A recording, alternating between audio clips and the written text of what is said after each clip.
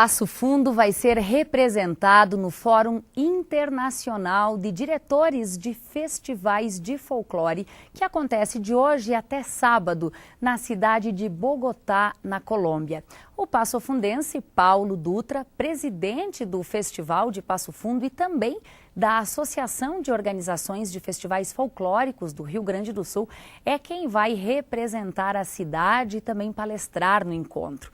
O evento vai debater temas como o desafio em se criar um programa de festival equilibrado, como deixar o evento ainda mais atrativo para o público e para os grupos.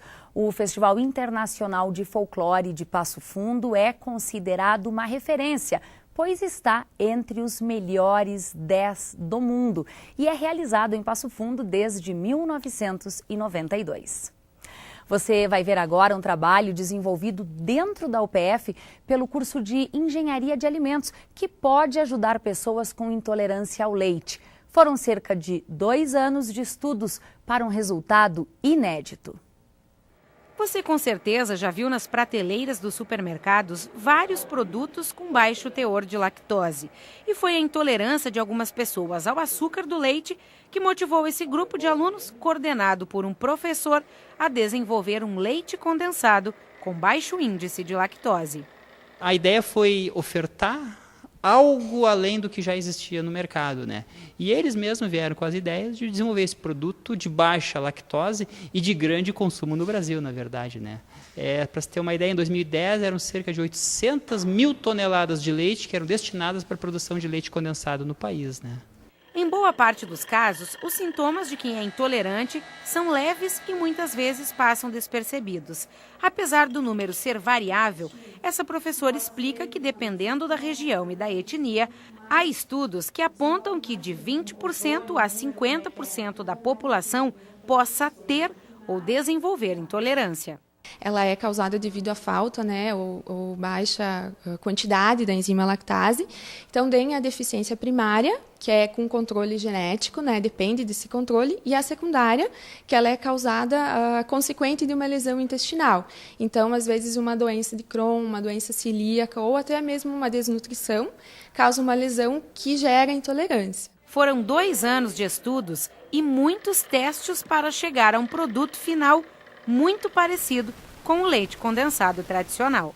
Na primeira etapa, basicamente, é fazer uma hidrólise enzimática do leite, fazer a quebra, então, da lactose, que é este açúcar que causa indigestão em algumas pessoas, problemas intestinais, gases.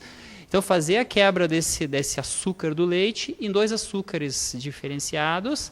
Depois disso, fazer a mistura para proporcionar a produção do leite condensado. Por fim, evaporar esse produto, controlando a sua qualidade, é claro, E por fim, então, testamos ele, avaliamos a qualidade dele para saber se ele atendia aos requisitos de um produto de baixa lactose. O pedido de patente para o processo já foi feito pela universidade e há uma empresa interessada em comercializar o produto, mas ainda não há data de quando isso deve acontecer. O consumo do leite condensado não é na forma in natura, em alguns casos, mas a maioria do consumo do leite condensado é quando as pessoas levam para a culinária. É para fazer o brigadeiro, para fazer os docinhos, Então, essa etapa posterior nós não testamos, nós testamos o produto leite condensado e queremos estudar ainda a vida de prateleira dele num período mais prolongado, para garantir que o produto mantenha as características também nesse período mais prolongado. A salmonela é uma bactéria que causa infecção alimentar. Por isso é preciso tomar alguns cuidados na hora de preparar e armazenar alimentos em casa. O curso de nutrição da UPF estuda a salmonela através de um projeto de pesquisa. E esse é o assunto do programa Universidade Aberta, que vai ao ar hoje às 8h30 da noite, aqui pela UPF TV. Bom, desde o ano passado, mais de 5.000 árvores devem começar a mudar a paisagem de ruas e praças nos bairros de Passo Fundo. Elas foram plantadas através do projeto Uma Criança, Uma Árvore. A cada nascimento de uma criança, uma árvore é plantada. A ideia surgiu a partir da necessidade de manter a cidade arborizada e de revitalizar praças e canteiros. Então, aqui cada criança que nasce, né, que se planta uma árvore, a mãe da criança, o pai, eles recebem um certificado do programa que foi plantada uma árvore em homenagem ao nascimento da criança e também para integrar a comunidade, né? O programa foi criado no ano passado e quase 5.000 árvores já foram plantadas. As mudas são de pata de vaca, canelinha doce e escova de garrafa, espécies que oferecem bastante sombra. A manutenção nós fizemos o plantio e depois nós vamos passando cada 2 vezes por mês, nós passamos e fizemos a manutenção que tem que ser feita nelas. Nós entendemos que a árvore no meio urbano ela tem diversos benefícios, entre elas a questão da arborização urbana, o embelezamento da cidade, a sombra, né? Também a questão dos animais, de refúgio dos animais e também já serve de prática de educação ambiental. Então esse é o principal objetivo do programa Uma Criança, uma Árvore. E depois da chuva de ontem, os próximos dias devem ser de tempo seco. No Rio Grande do Sul, o mês de abril é o que registra o menor volume de chuva durante os demais meses do ano. Em Passo Fundo são esperados 100 milímetros e só neste fim de semana choveu 46. Confira a previsão do tempo então para este início de semana.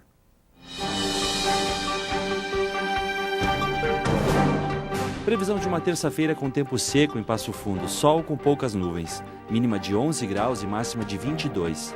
Na quarta-feira, sol com algumas nuvens, sem chuva, mínima de 13 graus e a máxima que não passa dos 23.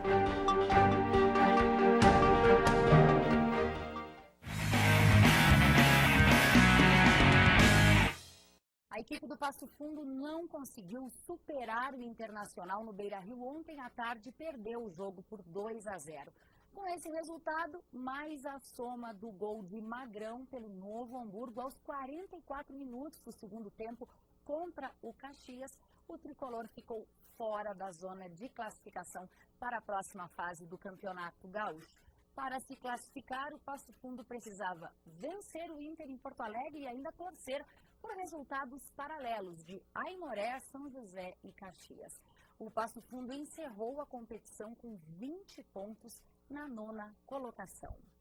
E a gente fala agora da superação da deficiência. Em março deste ano, Sidney Ávila de Oliveira conquistou o título de campeão do Grand Prix Internacional Infraero de Judô para Cegos.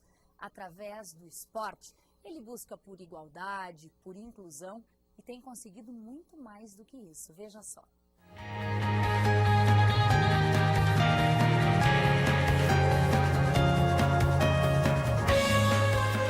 Eu não tenho visão no olho direito e só vultos no olho esquerdo, por causa de glaucoma.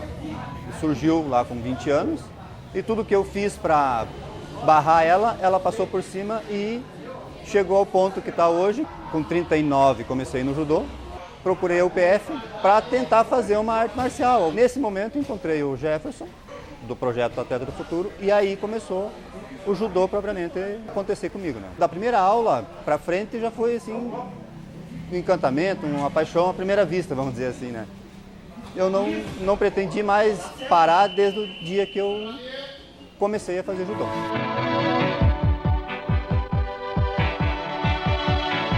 Comecei a competir, fui em 2 campeonatos com a Rodrigo Bilhar. No primeiro campeonato, uma medalha de ouro e uma de prata. No segundo campeonato, uma de prata. No finalzinho do ano passado, eu fui no primeiro Para-Girgs, em Porto Alegre. Eu acabei ganhando medalha de ouro por WO. Na sequência, a gente foi para Campo Grande, o ano passado, onde eu consegui uma medalha de bronze. Voltei para Passo Fundo, continuamos treinando. E então, esse ano, na primeira etapa do Grand Prix Infraero para cegos, que eu consegui a medalha de ouro.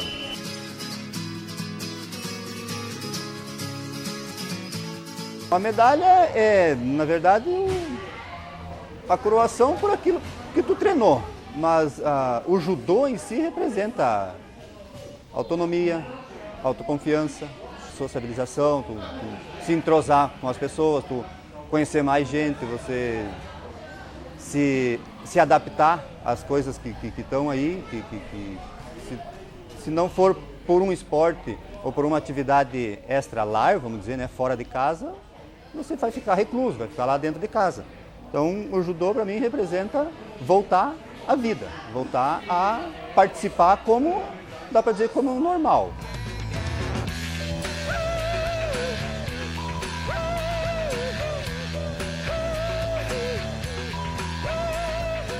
Ele teve 2 lutas lá no desafio, no Grand Prix, né? E venceu as 2 lutas por ippon, que é o máximo do judô. Ganhou, derrubou assim, ou imobilizou, ele acaba a luta, né? Na verdade. Então ele foi um atleta assim que ele está trilhando agora, começando com 40 anos, né? Então é uma coisa bem satisfatória para nós também. E nós temos vários atletas videntes que são campeões do mundo e de outras coisas, e ele veio a somar a essa equipe, né?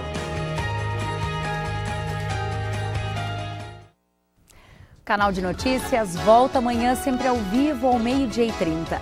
Você pode rever essa edição ainda hoje nos horários alternativos, 7h30 da noite, 10h30 da noite. Obrigada pela sua companhia, um excelente início de semana e até amanhã.